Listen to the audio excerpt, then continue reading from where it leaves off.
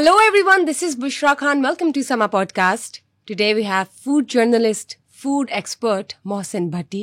इनसे जानेंगे कि आखिर वो कौन से गलीज खाने हैं जो हमें लजीज लगते हैं.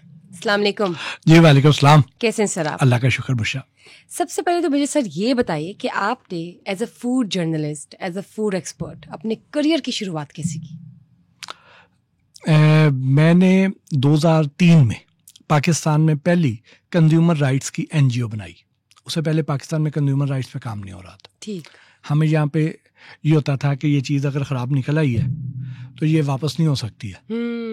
आज भी बहुत सारी जगहों पे उन्होंने लिख के लगाया हुआ ख़रीदा हुआ माल वापस या तब्दील नहीं होएगा. बिल्कुल. वारंटी को कोई ऑनर करता ही नहीं था. गारंटी का कोई तस्वर ही नहीं था. बिल्कुल. कंपनसेशन का रिवाज ही नहीं था. ये सब कुछ था. राइट. तो दुनिया भर में कंज्यूमर के बड़े राइट्स हैं.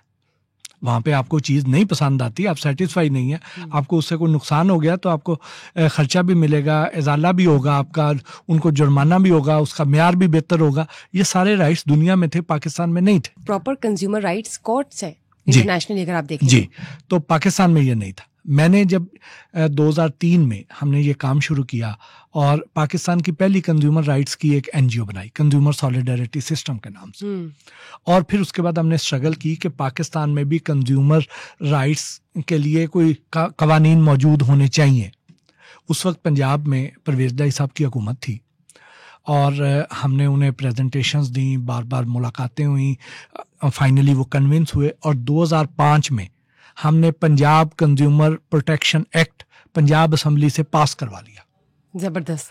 उसके बाद उसके रूल्स बनने थे, उसने नोटिफाई होना था और वो 2006 का साल गुजर गया और फरवरी 2007 में लाहौर में पहली कंज्यूमर कोर्ट बनवाने में हम कामयाब हो गए. जबरदस्त. और उसमें सबसे पहला केस मैंने दायर किया और पाकिस्तान की सबसे बड़ी कंपनी के खिलाफ किया. सर बताएं कौन सा केस था और क्या उसमें पॉइंट्स थे? उसमें ओवर चार्जिंग थी कि जो ऊपर प्राइस लिखी हुई थी उससे वो 70 रुपए ज्यादा कीमत पे मुझे उन्होंने दिया था और मैंने उसको खिलाफ उसका केस किया और अल्लाह के फजल से हम वो केस जीते. उसके बाद एक बैंक के खिलाफ हमने केस किया. हमारे एक दोस्त थे, उन्होंने गाड़ी ली, बैंक से लीज करवाई और उन्होंने उसकी जो ओरिजिनल बुक थी वो गुम कर दी. उसकी वजह से गाड़ी की वैल्यू को 50,000 से लाख रुपए कम हो गई. जब ओरिजिनल बुक नहीं है, डुप्लीकेट आएगी. तो हमने उस पर केस किया और उनको रिलीफ मिला, उनको कंपनसेशन मिली और बैंक को जुर्माना भी देना पड़ा और उस दोस्त को जिसका हमने केस लड़ा था उसको वकील का खर्चा भी उस बैंक ने पे किया. फिर इसी तरह ही एक पाकिस्तान की FMCG की एक बहुत बड़ी कंपनी और उनका एक बड़ा मशहूर शैम्पू, उस शैम्पू का जो ढकना था उसको उसके एजेस इतने शार्प थे कि एक डायबिटिक पेशेंट थी, खातून थी, उन्होंने वो ऐसे ढक्कन खोलने की कोशिश किया, उसको उनको कट लगा और वो हील अप नहीं हो रहा. और उनको भी हमने कंज्यूमर कोर्ट से ना सिर्फ रिलीफ लेके दिया, उनको इलाज मुआवजे का खर्चा भी देना पड़ा, वकील का भी देना पड़ा, उस शैम्पू को अपनी बॉटल का डिज़ाइन चेंज करना पड़ा, अपना पैकिंग चेंज करनी पड़ी.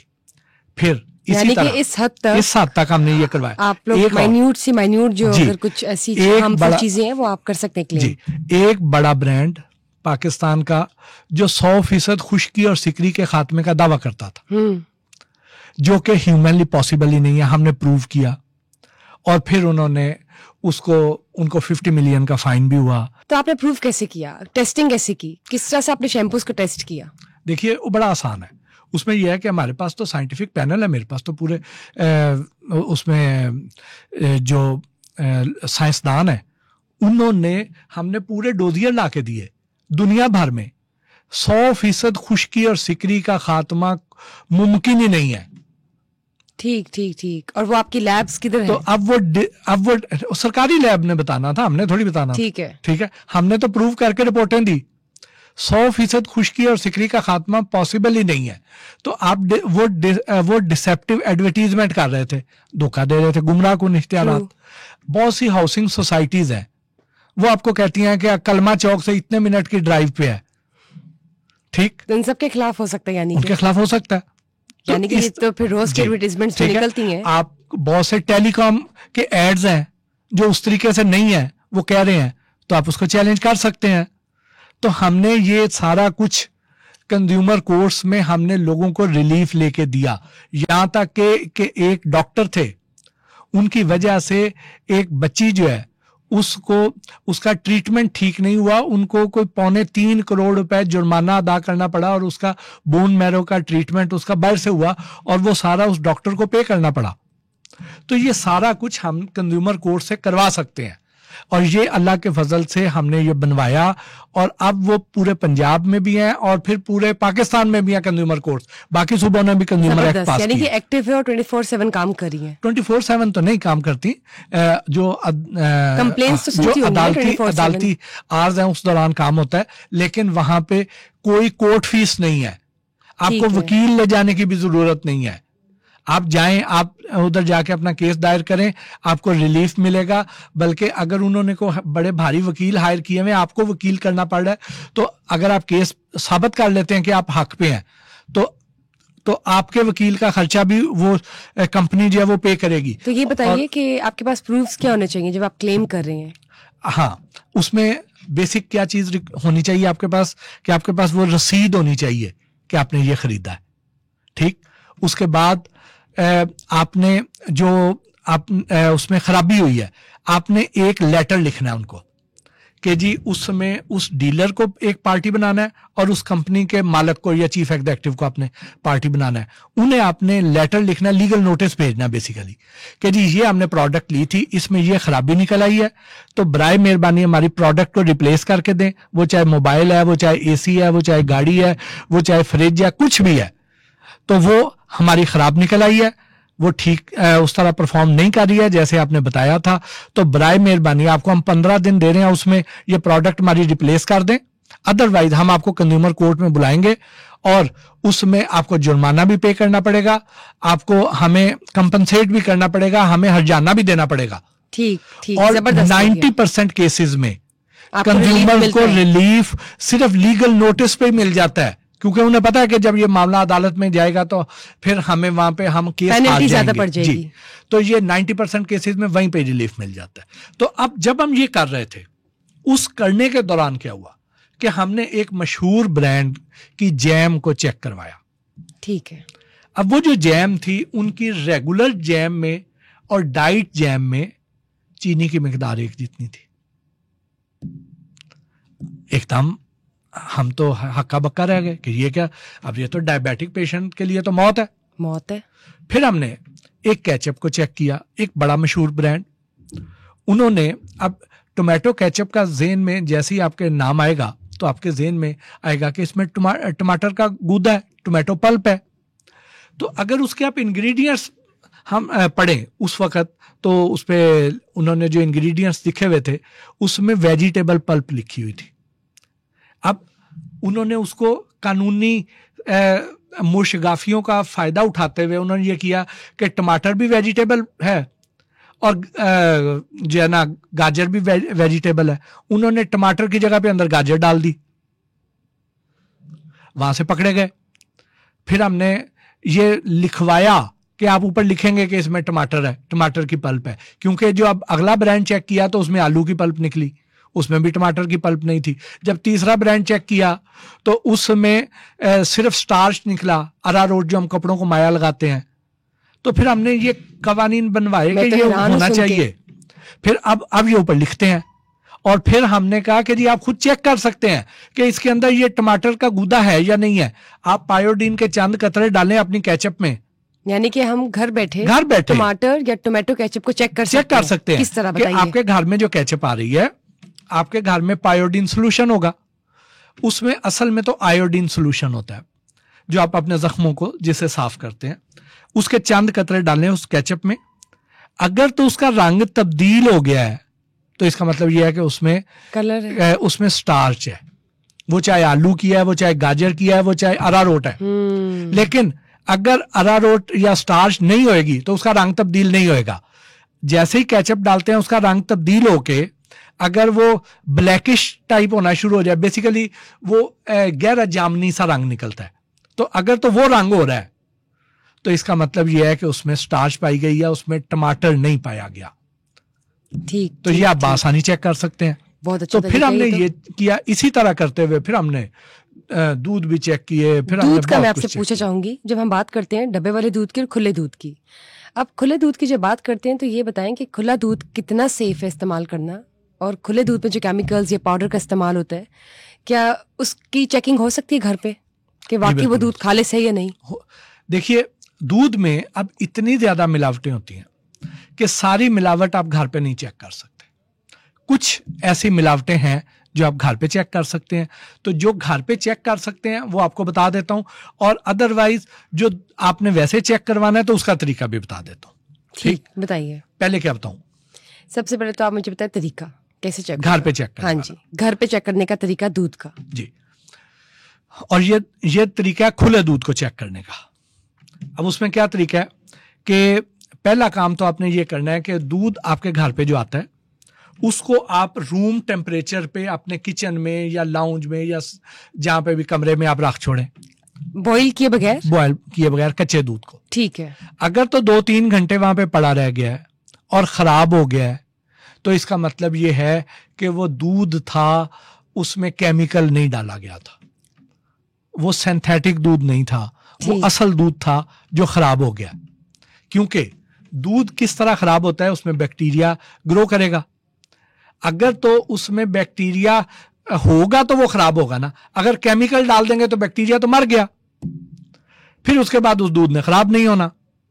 तो अगर दूध खराब हो रहा है ना तो इसका मतलब यह है कि उसमें केमिकल नहीं डाले गए। ठीक है। उसमें पानी की मिलावट हो सकती है, पतला जरूर हो सकता है, लेकिन वो दूध था। दूसरा, आप उसे उबाल रहे हैं, 2-3 घंटे बाहर पड़ा रहा है, उसके बाद उबालना शुरू किया, पहले नहीं खराब हुआ, उबालते हुए खराब हो गया, तो भी इसका मतलब यह है कि वो दूध ठीक था, वो बगैर केमिकल के था। उससे आप दही जमा लेते हैं, अगर दूध से दही जम रही है तो इसका मतलब यह है कि वो दूध था, खालिस दूध है। खालिस दूध वाली बात नहीं है, दूध था। ठीक है। उसमें पानी डाल के मिलावट हो सकती है, ना खालिस पानी की वजह से हो सकता है, ठीक है, केमिकल वाला नहीं था, केमिकल से पाक था। उसमें पाउडर डाला जा सकता है। अच्छा, पाउडर भी डाला जा सकता है? पाउडर भी डाला जा सकता है, लेकिन वो दूध था। एक तो वो दूध है कि जो दूध ही नहीं है, वो तो फिर केमिकल्स है, वो केमिकल्स है, वो केमिकल्स की मदद से बना रहे हैं। वो कैसे बना रहे हैं? वो ये बना रहे हैं कि 2 किलो मिल्क पाउडर तरह की एक चीज होती है। मैं मिल्क पाउडर तरह की चीज इसलिए कह रहा हूं कि उसमें 3-4 कैटेगरीज आती हैं। ठीक है। एक वे पाउडर आता है, एक स्किम्ड मिल्क पाउडर आता है, एक फुल क्रीम मिल्क पाउडर आता है, फिर एक एक्सपायर आता है इसमें से। अब ये उसमें से कोई सा भी ऐसा पाउडर लेंगे जो उन्हें सस्ता मिल जाए, जो दस्तयाब हो, और 2 किलो वो वाला पाउडर, 1 किलो एक मखसूस ब्रांड का बनास्पति घी और 37 लीटर पानी, इसको एक वॉशिंग मशीन टाइप की मशीन में ब्लेंड करेंगे और उसमें कुछ केमिकल्स डालेंगे तो वो दूध, 1 मन दूध तैयार हो जाएगा, जो उन्हें को 15-20 रुपए 25 रुपए किलो पड़ेगा। ये डिफरेंस मैं इसलिए बता रहा हूं क्योंकि उसने खरीदारी कितनी ज्यादा करनी है, कितनी बल्क में माल खरीदना है, उसकी वजह से रेट का फर्क पड़ जाता है। फिर यह है कि उसने फुल क्रीम लिया है या उसने एक्सपायर्ड वाला ले लिया है या स्किम्ड मिल्क लिया है या वे पाउडर लिया, उसकी वजह से रेट का वेरिएशन आता है। तो तकरीबन 15 से 25 रुपए लीटर उसको ये कॉस्ट कर जाएगा। ठीक। अब इससे जो दूध बनेगा, वो दूध देखने में तो दूध की तरह का एक महलूल होगा, लेकिन दूध नहीं होएगा। वो दूध जो है वो इस तरह खराब भी नहीं होएगा। तो अब आपको मैंने इस्तेमाल कैसे, जब आप इस्तेमाल कर रहे हैं, 3 तरीके मैंने बताया जी, कि दही जमने से अगर खराब हो रहा है तो इसका मतलब वो दूध था, उबालने पे खराब हो रहा है दूध था, बाहर पड़ा रहने पे खराब हो गया दूध था, ठीक। वो लेकिन जो इस तरह वाला सिंथेटिक दूध होगा वो खराब नहीं होगा। उसके बाद आ जाए, इसमें आपने पाउडर की मिलावट कैसे चेक करनी है। पाउडर की मिलावट आप ऐसे चेक करेंगे कि पाउडर कौन सा डाला जाता है। वो उसमें डाला जाता है स्टार्च अगेन आयोडीन सोल्यूशन के साथ रिएक्ट करेगी। यानी दूध को भी आप आयोडीन सोल्यूशन से चेक कर सकते हैं कि इसमें पाउडर है या नहीं। आप शीशे का एक गिलास लें, उसमें कच्चा दूध डालें और उसमें चंद कतरे पायोडीन के डालें। अब पायोडीन जो है एक डार्क ब्राउन कलर का एक सोल्यूशन है, महलूल है, वो डालेंगे तो वो दूध, अगर तो उसमें पाउडर नहीं होएगा तो वो दूध जो है वो हल्का सा पिलाहट माइल हो जाएगा।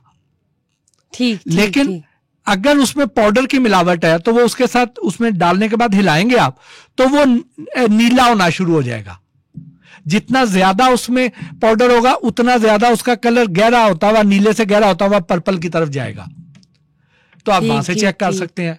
फिर दूध के अंदर डिटर्जेंट की मिलावट की जाती है।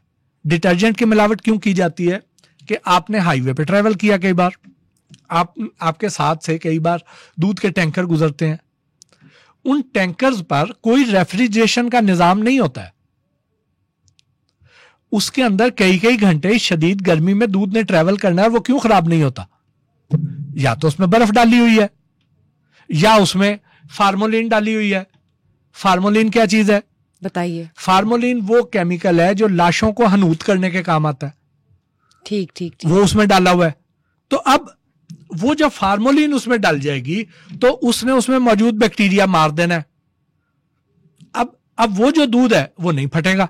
तो अब उसको कैसे, जब वो इनका कैसे पता लगाएंगे? अब वो जो जिन्होंने फार्मोलिन डाल दी है वो तो आप उसका तो आप बड़ी आसानी से पता कर लेंगे ना कि वो दूध खराब ही नहीं होएगा। आपको मैंने बताया तरीका।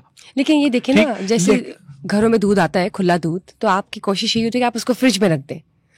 तो तब भी क्या पता लगाया जा सकता है कि अगर फ्रिज में भरा हुआ है, फिर आपने आधे या पौने घंटे बाद या 15 मिनट बाद उसको उबालने के लिए रख दी है, तो तब भी कोई तरीका है?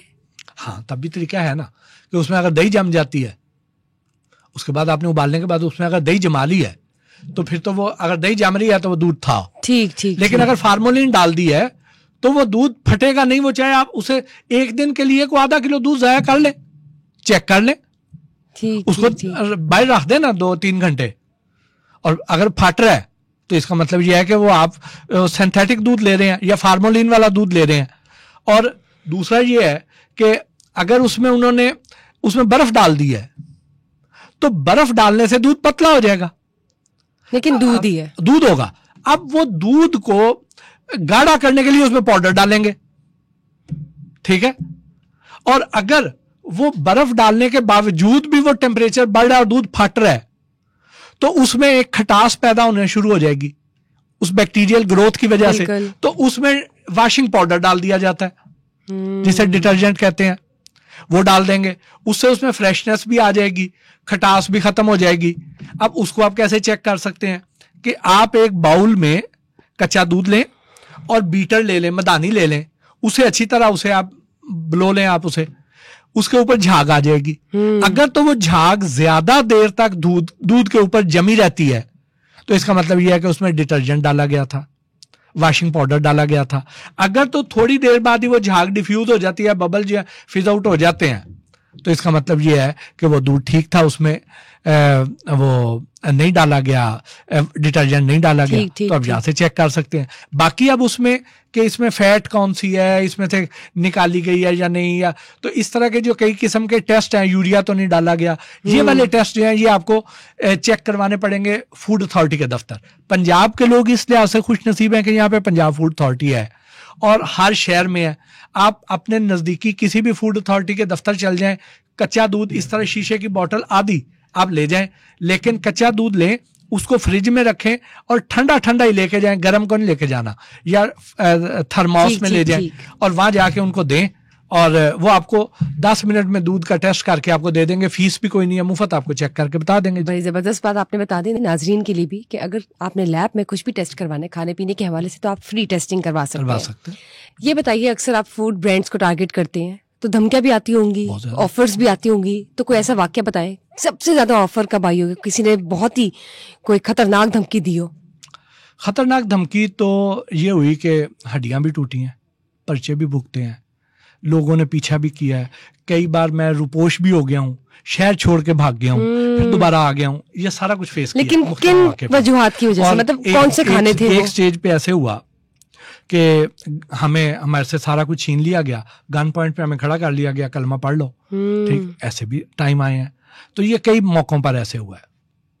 तो ये बताए ना, वो कौन से खाने थे जिन पर आपको धमकी आना शुरू हो गई, या कौन सी फूड टेस्टिंग आपने कर ली थी ऐसी? एक टॉफियों की फैक्ट्री थी, तो अब वहां पे उन्होंने पहले तो जो चूंकि मीडिया को तो अंदर जाने की इजाजत नहीं थी, उन्होंने हमें नहीं जान दे रहे थे। फूड अथॉरिटी वाले जा रहे थे, उन्होंने उन्हें ये लगा कि शायद मेरा जो हुलिया था, मैंने सफारी सूट पहना हुआ था, तो उन्होंने लगा कि ये भी कोई अफसर ही है। उन्होंने मुझे भी जान दिया, मेरी कैमरा टीम को नहीं जान दिया। अंदर जाके मैंने अपने मोबाइल से रिकॉर्डिंग शुरू कर दी, तो फिर उन्हें तकलीफ हुई कि ये तो बंदा वो है।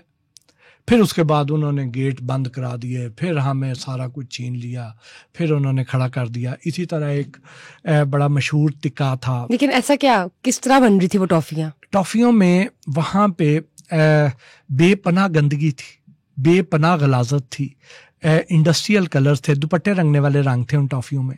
और जो टॉफ़ियों के नीचे जिस पैन में वो उसका टॉफ़ियों का मावा जो है उसे ठंडा करते थे, उसके नीचे एक पाउडर था, क्योंकि टॉफ़ी को जब रैप करते हैं तो टॉफ़ी जो है उसका लेबल उस टॉफ़ी के साथ चिपक जाता है। राइट। उसे चिपकने से बचाने के लिए उसमें वो नीचे सोप स्टोन पाउडर बिछा देते थे। सोप स्टोन पाउडर क्या चीज़ होती है, आप अगर आसान अल्फाज में कहें तो एक तरह से मार्बल वाला पाउडर ही होता है, पत्थरी, अब जिसे टेल्कम पाउडर बनता है ना, ठीक है, जो पेट मारने के लिए। यानी कि हम लोग में से सबने फिर टेल्कम पाउडर वाली टॉफियां भी खाई हुई है। ठीक। और कई बार बच्चे टॉफी खा रहे होते हैं तो वो अपनी जुबान बाहर निकाल के दिखाते हैं, जुबान उनकी लाल या नीली या हरी हुई होती है, तो उसमें इंडस्ट्रियल कलर डाला होता है, दुपट्टे रंगने वाला। यानी जेन्युइन टॉफीज वो होंगी जिनका कलर जुबान पे ना लगे। नहीं लगता। ठीक। मूविंग ऑन, मैं आपसे की पूछती हूँ, जब बात करते हैं आपके फूड इंस्पेक्शन शोज की, आप ये बताएं कि आपने फूड इंस्पेक्शन शोज की छोड़ दी हैं? मेरा जो प्रोग्राम है, अब चूंकि मैं दूसरा प्रोग्राम कर रहा हूँ लाइफस्टाइल वाला, तो जो फूड वाला है वो अब मैं डिजिटल पे ले गया हूँ। लेकिन जब बात करते हैं फूड इंस्पेक्शन के अलावा, अब आपने मेरे ख्याल से लोगों की पर्सनैलिटीज की भी इंस्पेक्शन करना शुरू कर दी है। पॉलिटिकल पर्सनैलिटीज को भी जब हम देखते हैं तो पर्सनैलिटी पर छापे क्यों मारना शुरू कर दिए हैं, ये बताइए। और कैसा लग रहा है कि यहाँ से तो कोई धमकी नहीं आती? नहीं, यहाँ से धमकी नहीं आती। यहाँ पे तो वहाँ पे हम दुश्मन बना के आते थे, यहाँ दोस्त बना के आते हैं। तो क्योंकि हमारा जो प्रोग्राम है ये अनआर्म्ड है, इसमें हम प्यार प्यार से उससे काफी सारी चीजें निकलवा लेते हैं, हंसी खुशी की। यानी ठीक तो ये कर लेते हैं, यानी मॉकिंग स्टाइल में भी और तंजी अंदाज में बातें भी कर लेते हैं और कह भी देते हैं। ठीक। अब ये बताएं, जब बात करते हैं सुहेल वराइश साहब की, क्या वो खुद भी ये मानते हैं और इसमें कितनी हकीकत है कि आप उनका स्टाइल कॉपी करते हैं? लोग कहते हैं, बड़ी बातें करते हैं, तनकीद भी करते हैं इस हवाले से, तो आप मुझे खुद बताएं आज कि क्या आप वाकई उनका, सुहेल वराइश साहब का स्टाइल कॉपी करते हैं या नहीं? अच्छा, जो तो है ना सुहेल वराइश साहब तो हमारे उस्तादों में से हैं, हमने उनसे बहुत कुछ सीखा है। बड़े ही लर्नेड आदमी है और उससे ज्यादा वो, उनमें इनकसारी बहुत ज्यादा है, उनमें प्यार बहुत ज्यादा है। और जो मेरे वाला है जो स्टाइल, ये शायद नेचुरल है, मैंने कॉपी तो नहीं मैं करता, रिजेम्बलेंस कुदर इतफाकी तौर पे हो जाए तो वो कुछ नहीं कह सकते, लेकिन ये है कि मैं उन्हें आइडियलाइज करता हूँ, मुझे अच्छे लगता है। और कभी उन्होंने इस हवाले से कोई बात की आपसे? कई बार ऐसे बात हुई है, बल्कि मैंने उन्हें खुद बताया, जब हमने प्रोग्राम शुरू किया तो एक हमारा कोई अवार्ड सेरेमनी थी, उसमें मैं और सुहेल साहब हम दोनों बैठे हुए थे उधर स्टेज पे। तो मैंने कहा कि बड़े आदमी है, पता नहीं उन्होंने मेरा प्रोग्राम देखा भी है या नहीं। तो मैंने उन्हें कान में कहा, मैंने कहा सर मैं भी तुहाडे वर्गा प्रोग्राम ना शुरू किया है। कहते हैं हाँ मैं वेख्या, अच्छा कर रहे हो तुसी, लगे रहो, करना चाहिए। नाइस। और फिर आपको कभी किसी ने ये कहा कि आपकी लुक्स जो है रिजेम्बलेंस आफ्ताब इकबाल साहब से मिलती है? ये भी मेरे लिए अगेन एक एजाज की बात है। आफ्ताब इकबाल साहब इतने बड़े आदमी हैं, तो अगर मैं उनकी तरह मेरी कोई रिजेम्बलेंस है तो मैं तो इसे अपनी खुशकिस्मती समझता हूँ। कभी उन्होंने कहा ये खुद से आपसे कभी बात हुई आपकी या किसी नहीं, और? कभी आफ्ताब साहब ने तो ऐसी बात नहीं की, लेकिन वो बड़े भाइयों की तरह है और बड़ा प्यार देते हैं। जब हम बात करते हैं कोल्ड ड्रिंक्स की, आइसक्रीम की और शहद की, ये बताएं, हमारे घर में ये तमाम चीज़ें मौजूद होती हैं, बल्कि वो तमाम मसाले भी किचन में, वो जो चीज़ें रोज़ हमारे घर में मौजूद है, हम खा रहे हैं, हमारे खाने में इस्तेमाल हो रही है, उनमें से कौन कौन सी चीज़ें हैं जो सेहत के लिए बिल्कुल भी ठीक नहीं है लेकिन हमारी ज़िंदगी का हिस्सा है? बारी बारी नाम लेते जाए, मैं बताता जाता हूँ। शहद, ये जो डिफरेंट ब्रांड्स के शहद आपको मिलते हैं, क्या ये वाकई 100% प्योर शहद है या नहीं? नहीं, ज्यादातर जो शहद है ना वो आपको खालिस नहीं मिलेंगे। ठीक। सबसे पहली चीज ये है कि आप ये चीज ज़हन से निकाल दें कि अब ऑर्गेनिक शहद हमें मिल रहा है। ऑर्गेनिक शहद तो बहुत ही रेयर हो गया। ये वही है कि जिसने अपने सामने किसी दरख्त पे छत्ता लगा हुआ है और देख के उतरवा लिया है, तो वो तो ऑर्गेनिक है। अदरवाइज जो मेजॉरिटी है ना वो फार्मी शहदों की है। अब जो फार्मी शहद है उसमें भी अच्छे मेयार के शहद हैं। वो अच्छे मेयार के कौन से हैं कि उन्होंने अपनी जो मक्खियां हैं शहद की डब्बे उन्होंने रखे हुए हैं और वो किसी बाग में चल जाते हैं और मक्खियां उस बाग में से फलों और फूलों का नेक्टर लेके आती हैं और उससे शहद तैयार करती हैं। तो वो वाला शहद जो है वो फार्मी भी अच्छा शहद माना जाता है। लेकिन वो लोग जो शहद को उधर उन बागों की बजाय वो शहद के डब्बों के नजदीक ही गुड़ का शीरा रख दें तो फिर वो शहद उसका टेक्सचर और शक्ल तो शहद जैसी होगी लेकिन उसमें अफादिया शहद नाम की कोई चीज नहीं होगी। कैसे चेक किया जा सकता है अगर शहद है आपका? उसके बाद तीसरे नंबर पे जो शहद आता है वो ऐसा है कि वो मक्खियां भी नहीं बनाती, वो इंसान बनाते हैं। वो कैसे बनाते हैं कि वो बनाएंगे ये जो ग्लूकोज सिरप है या कॉर्न सिरप है, इसमें शहद का एसेंस डालेंगे, थोड़ा सा जर्दा रंग डालेंगे, थोड़ी सी पत्तियां खुश्क करके वो अंदर छिड़का देंगे और वो शहद बना के दे देंगे। वो शहद है ही नहीं, वो शहद नुमा महलूल है। फिर आपको ऐसे भी मिलेंगे जिन्होंने जाली शहद के छत्ते बनाए हुए हैं। तो अब इसको आप चेक कैसे कर सकते हैं? इसमें चेक आप ऐसे कर सकते हैं कि एक बड़ी सिरिंज ले लें जी, उसमें जितना शहद है, सपोज 5 सीसी शहद है तो 5 सीसी पानी डाल दें सिरिंज में जी, और उसमें 2 सीसी जो है उसमें सिरका डाल दें, अंगूरी सिरका। सिंथेटिक सिरका नहीं डालना, अंगूरी सिरका डालना है, ना सेब का डालना है ना किसी और का, अंगूरी ही जरूरी है, वो डालना है। उसके बाद ये डाल के उस सिरिंज को आपने अच्छी तरह शेक करना है।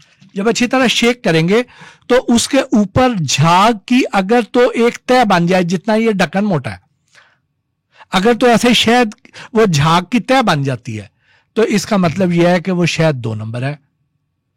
अगर उसके ऊपर शहद के ऊपर झाग कम बनती है तो कम मिलावट है उसमें, और अगर उसके ऊपर सिर्फ एक साइडों पर बबल्स का एक रिंग बनता है बस, तो इसका मतलब यह है कि वो शायद ठीक है। तो इस प्योर नहीं है लेकिन ठीक है, प्योर है वो, ठीक है, ठीक है। तो इस पैरामीटर पे आपको बहुत कम शहद मिलेंगे। मैं पहले आपको बता रहा हूं, आपने चेक करना है आपके घरों में शहद मौजूद है, और ज्यादातर शहद इस फार्मूले पे फेल हो जाएंगे। बिल्कुल ठीक हो गया। अब ये बताइए, जब मसालों की बात करते हैं, खानों में डलने वाले मसाले किस तरह से चेक किया जा सकता है? क्या पैरामीटर्स हैं? देखिए, मिर्चें हमारे घरों में इस्तेमाल होती हैं, हल्दी हमारे घरों में इस्तेमाल होती है, इसको बड़े आसान तरीके हैं चेक करने के। पत्ती हमारे घर में इस्तेमाल होती है, चाय की पत्ती। ये भी बताएगा कि खरीदते वक्त किस तरह पता चलेगा कि वाकई जेन्युइन? बड़ा आसान तरीका है। आपने क्या करना है कि जो आपके घर में मौजूद पत्ती है इसको आपने एक कप ले लें या शीशे का एक गिलास ले लें जी जी, उसमें 1 चम्मच जो है ना पत्ती का डाल दें और उसको अच्छी तरह घोल दें। ठीक, घोलने के बाद थोड़ी देर उसे पड़ा रहने दें। उसके बाद उसमें से उसको छान लें और आधा गिलास उसमें से आपने अलहदा कर लेना है, आधा अपने पास स्पेसिमन के तौर पे, नमूने के तौर पे आपने अलहदा रख लेना है। अब जो आपने अलहदा किया है उसमें आपने चंद कतरे टॉयलेट क्लीनर के डालने हैं। टॉयलेट क्लीनर कौन से वाला लेना है? जो रंगदार नहीं होगा, ट्रांसपेरेंट वाला होगा। ठीक, वो टॉयलेट क्लीनर होगा। उसमें डिल्यूट हाइड्रोक्लोरिक एसिड होता है। ठीक है जी, वो जो है ना वो आपने उसके कुछ कतरे आपने डाल देने हैं। तो अगर तो उसका रंग तब्दील हो जाए उस पानी का तो इसका मतलब यह है कि वो पत्ती जाली है।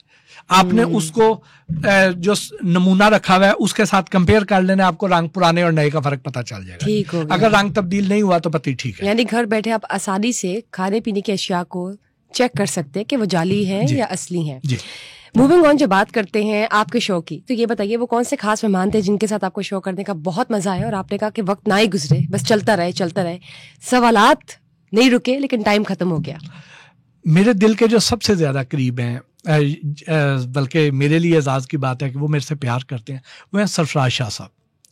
उनके साथ प्रोग्राम करने का टाइम गुजरने का पता ही नहीं चला, ना हमारे सवाल ख़त्म हो रहे थे लेकिन टाइम ख़त्म हो रहा था। उसका मुझे आज तक मैं अपने लिए एजाज़ समझता हूँ, फ़ख्र समझता हूँ, मेरा वो जो प्रोग्राम था। तो जबरदस्त। और ये बताइए वो कौन सी शख्सियत थी जिनके लिए आपको ये था कि बस टाइम अभी खत्म हो जाए, बस नहीं हो रहा, दिन नहीं गुजरा, ये शो मुझसे नहीं हो रहा?